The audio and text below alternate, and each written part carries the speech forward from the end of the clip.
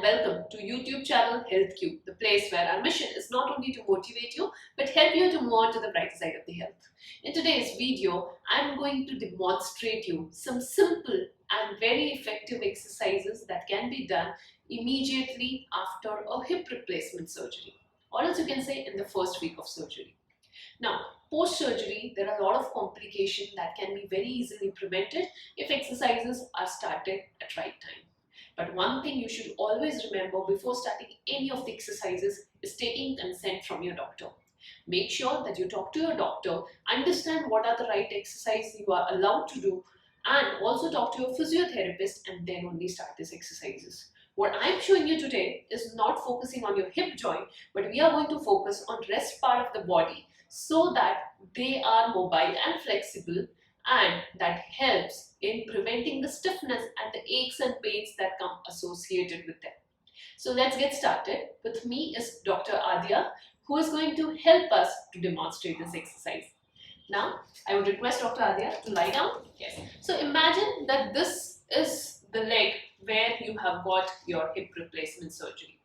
Now, one thing you have to remember, the surgery has happened at your hip joint, but your knee, your ankle, your foot muscles, your hands, all are fine and they can be moved. But what happens is, due to fear or due to weakness, patients usually refrain from moving these areas, which eventually leads to stiffness, not only on the joints but also on the muscles, which leads to flexibility challenges and thus turn out as a cause of pain.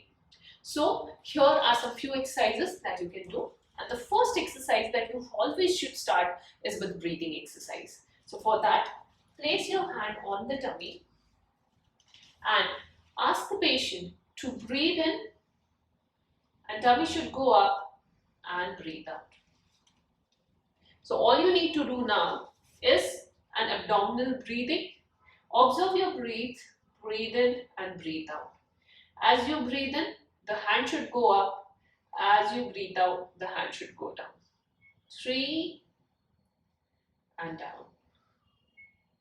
4 and down. 5 and down. 6 and down.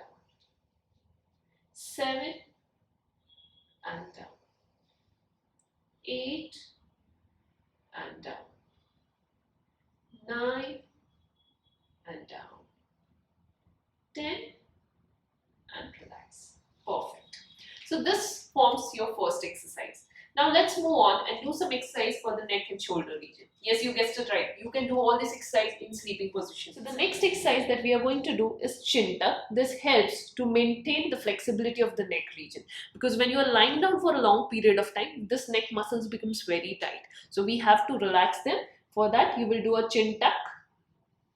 So you'll press the neck down and release. Make sure you're breathing normally when you do this. 3, 4 and 5 and relax. So you can do this 5 to 10 repetitions without any discomfort. Now for the next exercise, which is for your shoulder region, what you can do is you can take a bedsheet roll, place it below the shoulder. Now you need to press this shoulder down on the bedsheet. This is an isometric exercise that will help to maintain the flexibility of the shoulder muscle. So just press down and relax.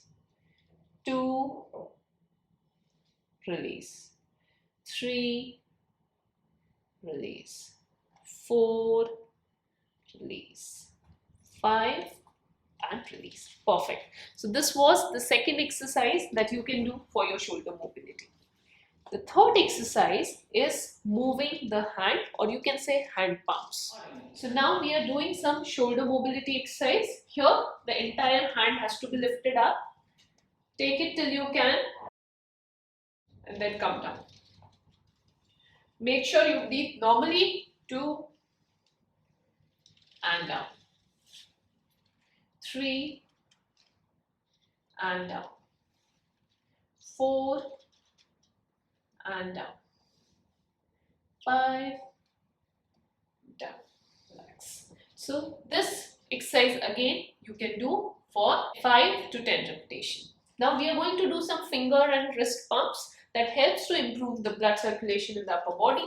So all you need to do is just open the fingers and make a fist. 2, 3, 4, 5. Again, you can do this for 5 to 10 repetitions. You can also keep a ball in between the hands, squeeze it. That helps in improving the blood circulation. Along with this, now let's move on for some exercises for the spine region. Now, since you have got hip replacement surgery, you won't be able to bend your hips much. That would be a challenge to do a pelvic bridging. But still, we can do a lot of mobility activity on your back region. For the next exercise, you have to keep your hand on the side, put pressure on the elbow, and then try to lift your tummy up a bit. And then down. 2, down. 3, down. 4, down. 5, down. And relax. Again, based on your ability, you can do 5 to 10 repetitions. This will make sure that your spine is getting some movement in the time when you are just not moving that much. Now let's move on to the exercises for your neck region. Now moving on to the next exercise, which is related to legs. Here a bit care is required, so make sure that you show this exercise to your doctor, then only start, otherwise skip this part. So here what we have done, we have raised the leg a bit.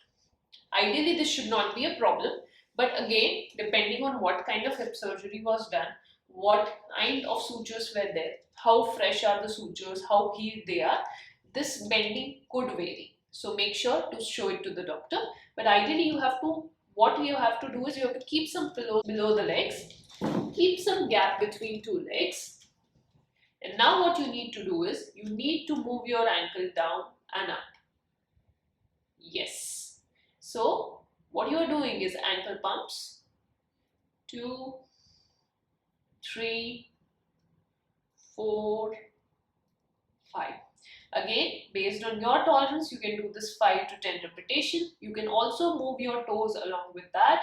1, 2, 3, 4, and 5. Perfect. So these are the simple exercises that you can do while being on the bed in the early stage of your post-hip replacement surgery. Moving on, I would like to give you one pro tip here, and that is to use an hip abduction pillow. That hip abduction pillow usage will ensure that the flexibility between your hip is maintained, your hip is positioned in the right position, so your healing will happen better. So now let me show you how to place an hip abduction pillow. So this is a hip abduction pillow. Hip abduction pillow is a pillow which comes in a triangular shape and can be placed between the legs. It's ideal for hip replacement surgeries. So in order to use this, all you need to do is just spread the legs apart and keep the pillow between the legs. So whenever you are lying down with your hip replacement surgery, there will be a good gap between the legs, and your hip will be in the right position where it has to be to encourage as good healing as possible. This hip pillow, if it's not there with you, you can keep normal pillows, but then again there would be some discomfort there because they are rectangular in shape. So try to create something of triangular in shape, and if you want this pillow from us, you can just leave an order by commenting yes I want in the comment section below along with your contact details. We will reach out to you and help you to deliver this to your place. So this is how it works when it comes to hip replacement surgery. I hope you found this video helpful. If yes, make sure to like this video, share this video with your friends and family members, and do not forget to subscribe to HealthQ channel. I'll see you in another video. Thank you.